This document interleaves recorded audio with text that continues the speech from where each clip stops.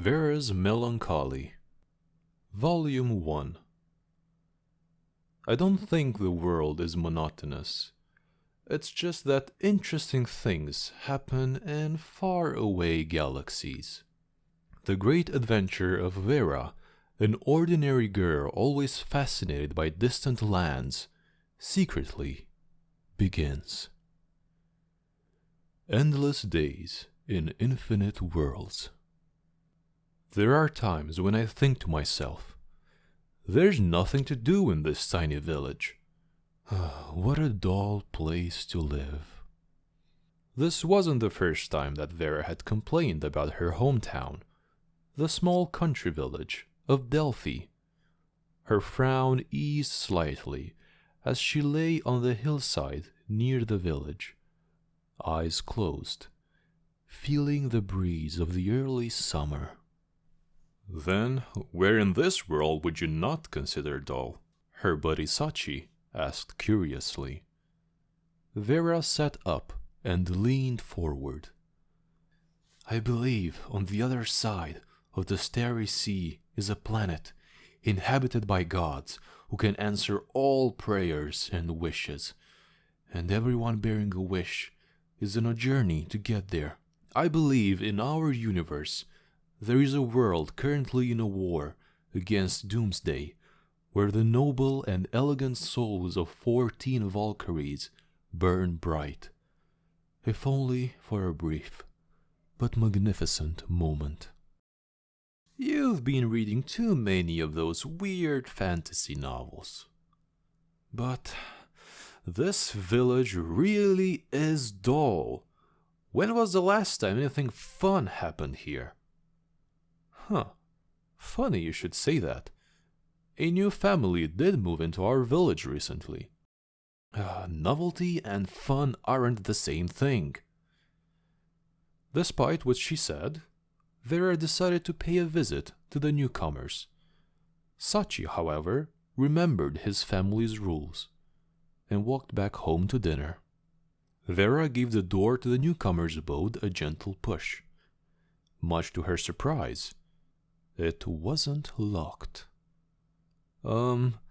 Anybody home? No sooner had the words left her mouth than the living room cupboard's doors flew open and out jumped a black-haired boy wearing glasses.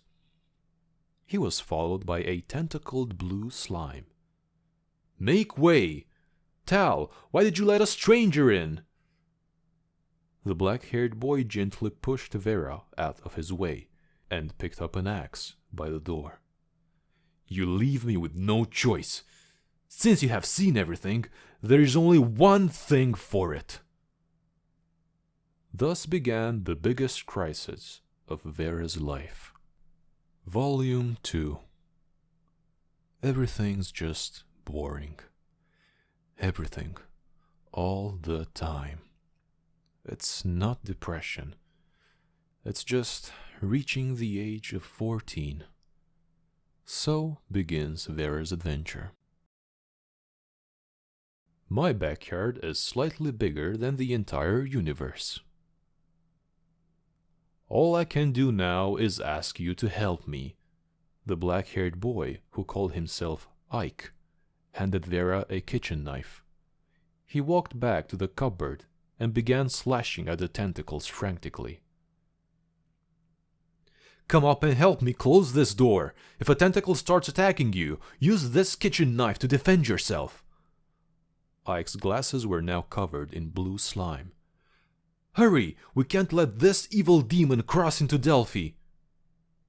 Upon hearing his words, Vera helped Ike close the door. While they were pushing back the tentacles, Vera accidentally stabbed Ike twice in the back. Thankfully, Ike's healing spells were quite potent. I shall explain everything to you. I am in fact over 1,000 years old, and this door is a gateway to anywhere in the universe. That tentacled monster is an old one from the large Magellanic Cloud. I went there to get something. Ike was covered in slime from head to foot by this point. He wiped his glasses with Vera's dress as he spoke. Is there anything else that you'd like to know? Who's Tal? Vera didn't seem to mind. An evil spirit that resided in the Mandevarin castle. It has served me as a butler since I subdued it. Strangely, it behaved quite friendly towards you. Vera's parents always reminded her that people are destined to build families, and that it was futile to entertain dreams of anything beyond the homestead. Her buddy Sachi once told her that if a lively girl like her was to marry someone from a faraway land, the whole village would become unbearably lonely. The real reason Sachi said this was that he was something of a weakling, and was sure to be furiously bullied if he ended up having to play with the boys. The human spirit is still too immature. I need to guide you both through the wonders of your childhood. Ike extended his inviting arms to Vera. You will sing every step of the way on your long journey to youth.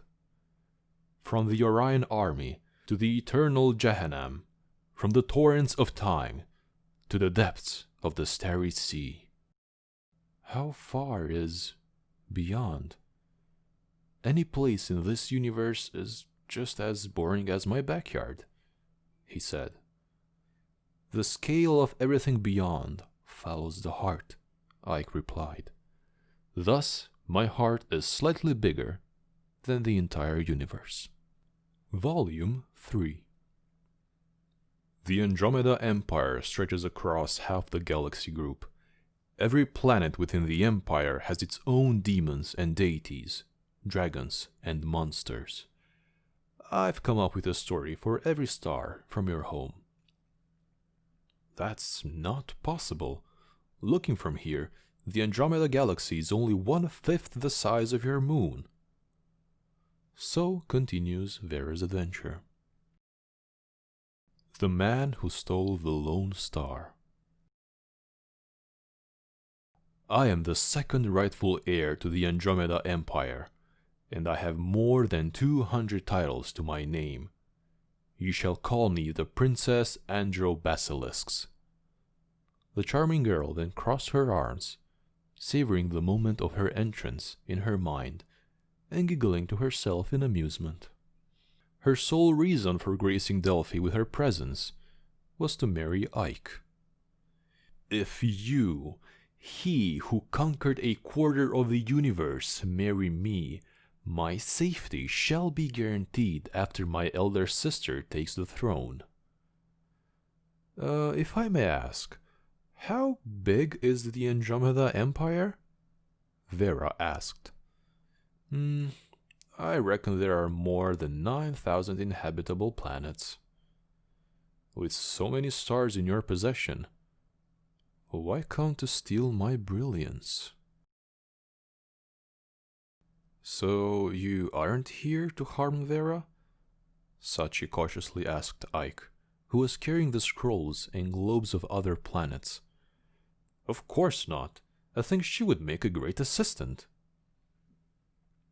After putting everything down, he clapped his hands. You like her? Me? No, not at all. I don't like her at all. Sachi looked away, worried that the old sage might discern his true feelings. He reached for a box full of photo frames. He grabbed a few at random, each picture depicting a different beauty. Look at them. They all said that they gave me their one and only true love. But did they? In reality, I was just one of their many lovers. Sachi did not know when or where he had heard the saying, but it blurted out from his mouth in his moment of annoyance. With so many stars in your possession, why come to steal my brilliance?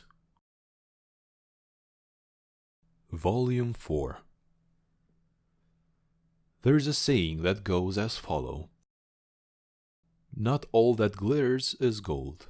Sometimes it is the outpouring of a broken heart. Either way, the stars in the sky certainly aren't made of gold.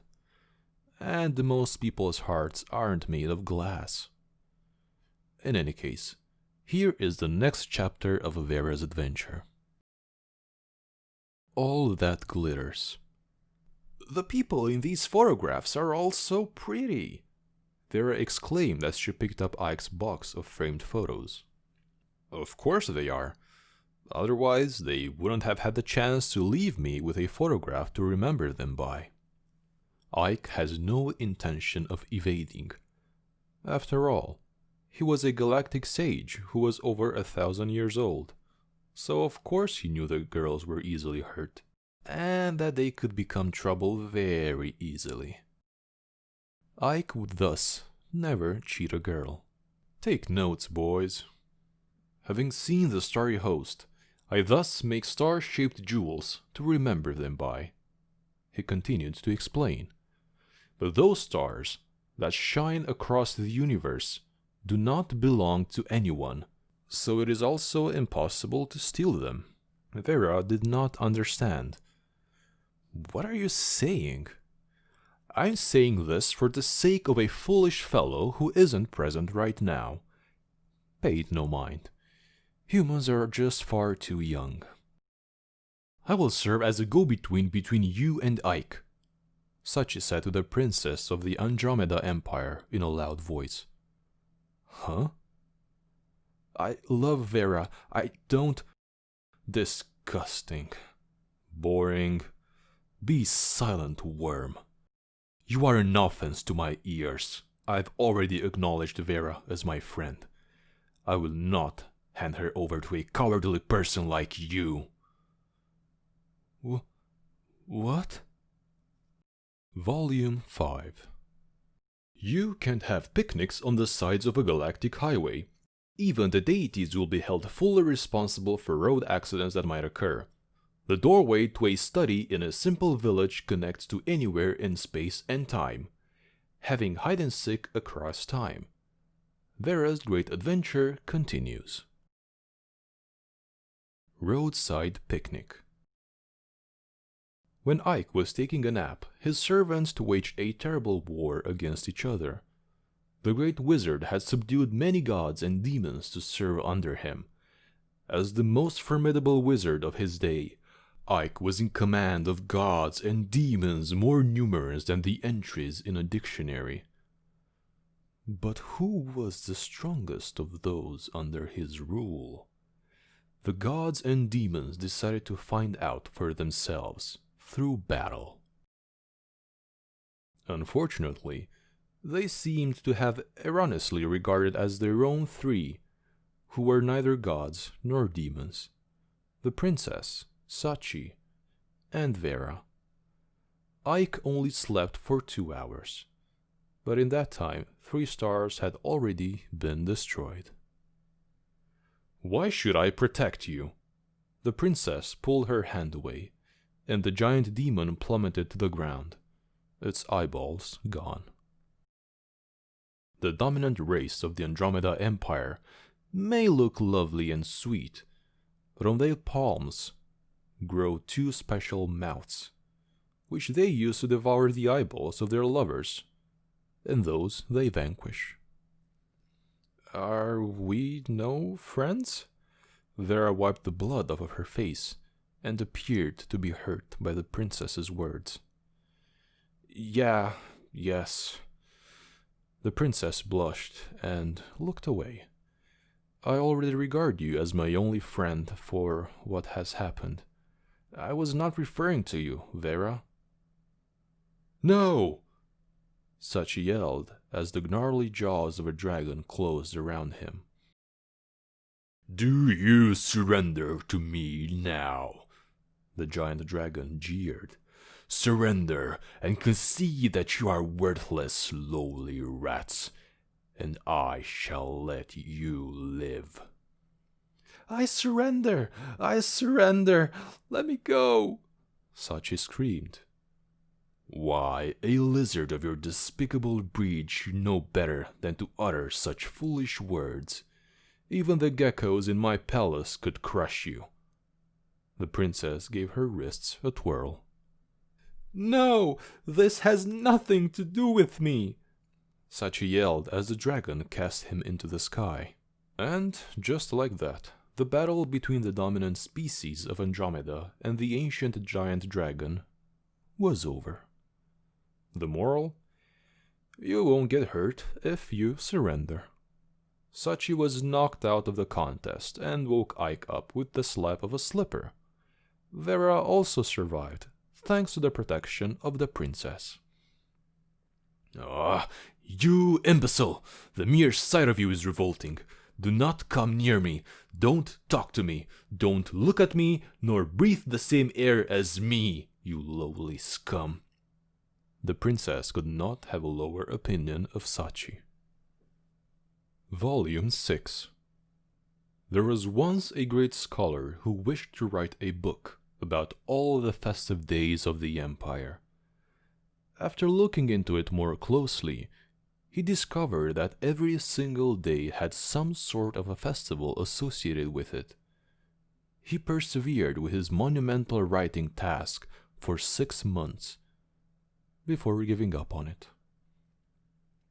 But don't worry, as far as this book is concerned, I am the author, and I won't let my readers down. For every season. Though those things had indeed happened, they were occurrences on a galactic scale. Now, something more mundane was about to happen. The date of the town festival was drawing near.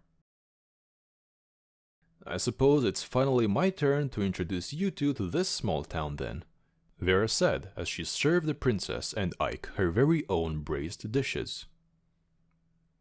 After all, those things they had encountered in their galactic escapades had to be explained by the princess and Ike. If there was any knowledge Vera had to present to them, it was the knowledge of her hometown.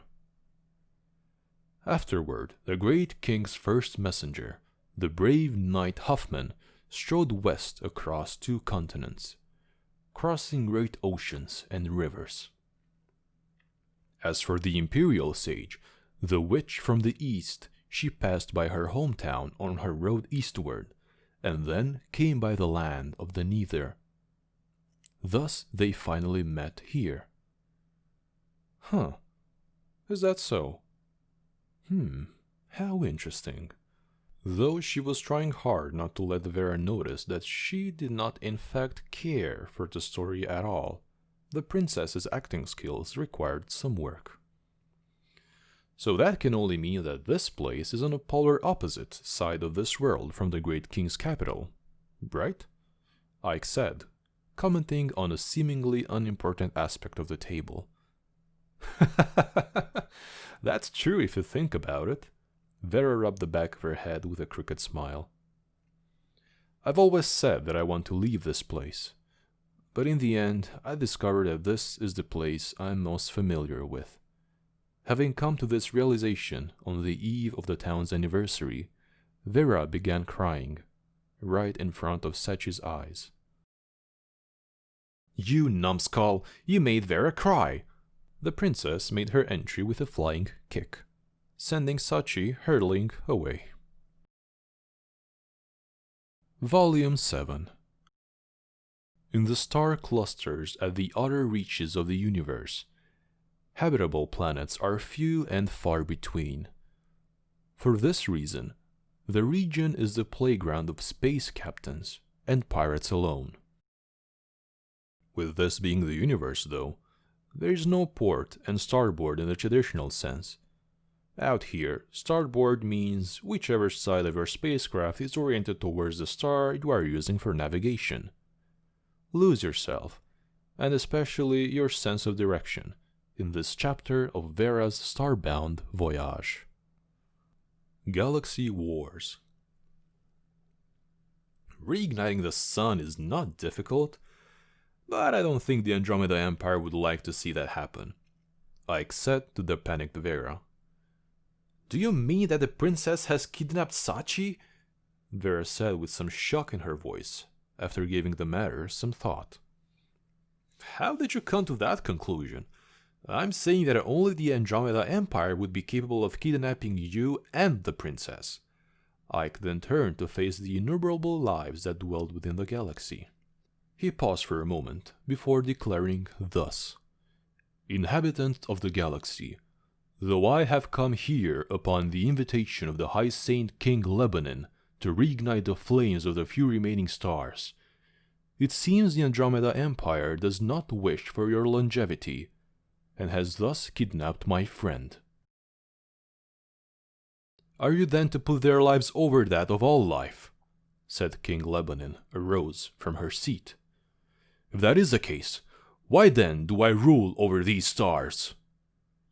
Finally, the Saint King would charge into peril alone, defeat the assassins from the Andromeda Empire, and rescue both the princess and Sachi. Afterward, she had a few words with Ike. "I didn't think you could defeat the dominant species of Andromeda," Ike praised.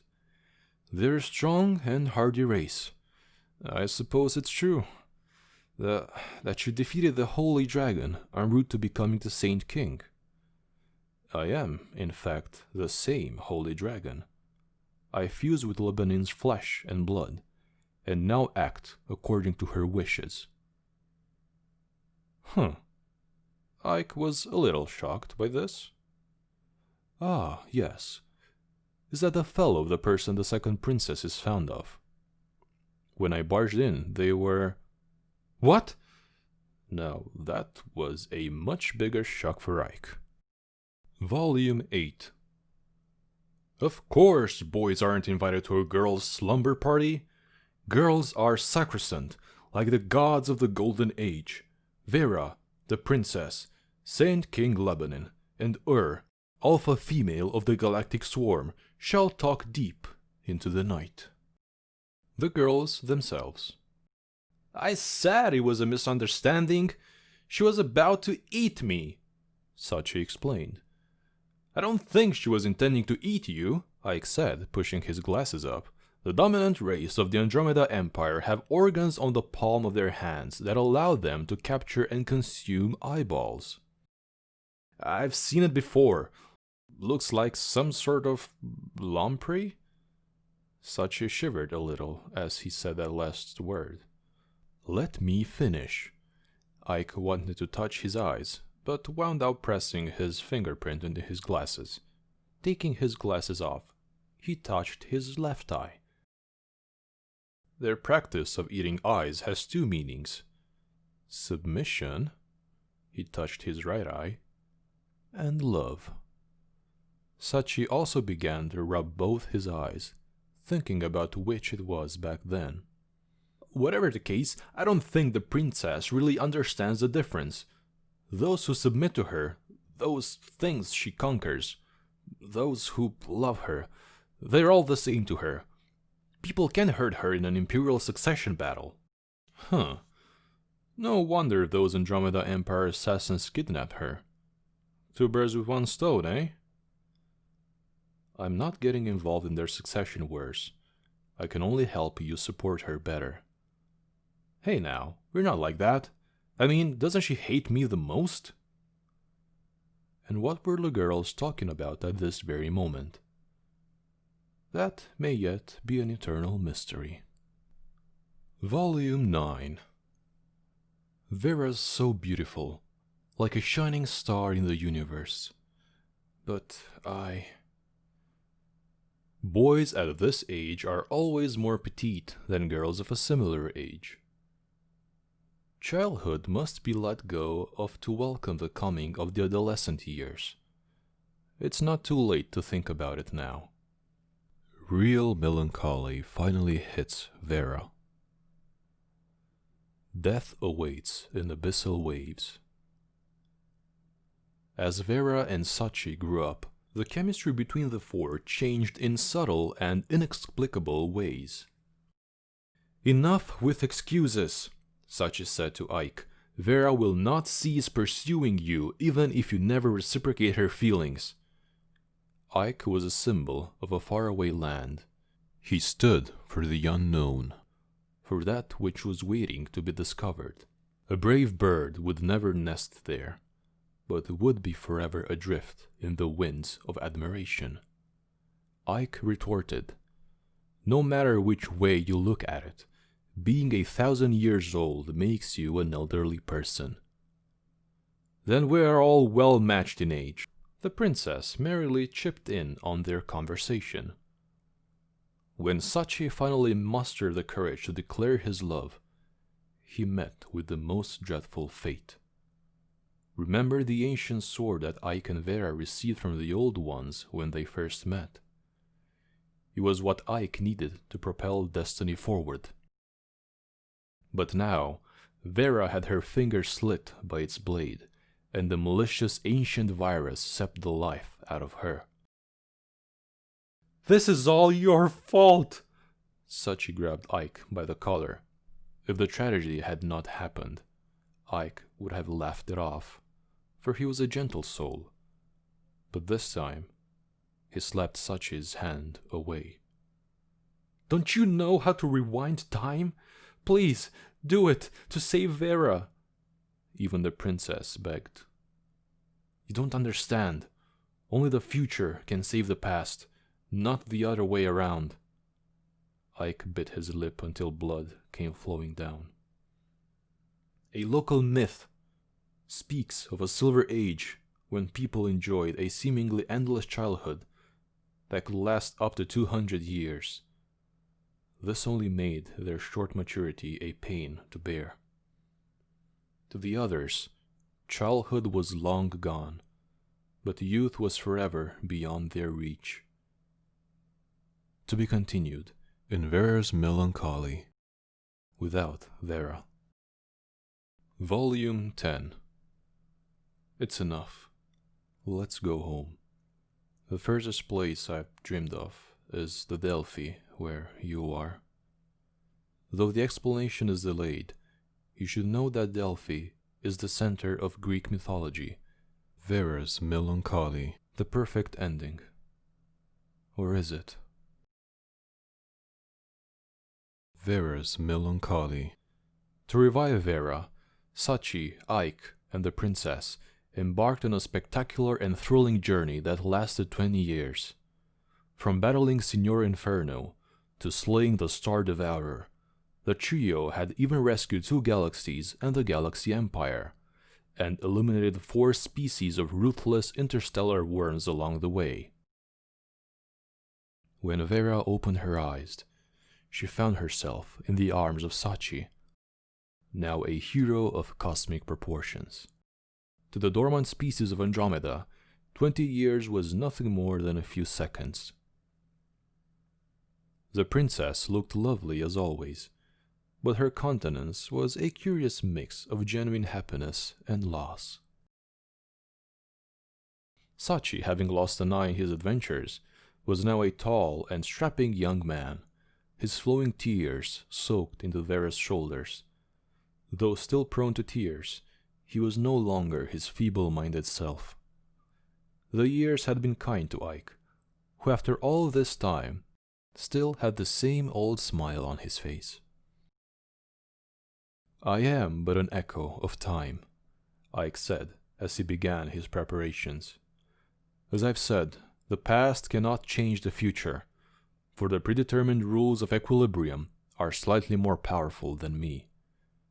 But the future, with its infinite possibilities, could save the world." Ike transformed Sachi back into what he was 20 years ago, and time reversed itself to the day of their departure. Everything seemed to remain unchanged between the 4, though they realized that the innocence they once shared was one thing that could never return.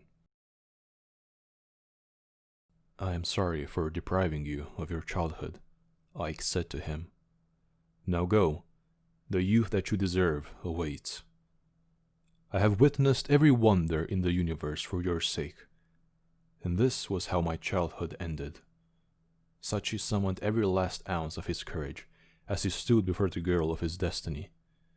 "I will never reach my youth without you by my side."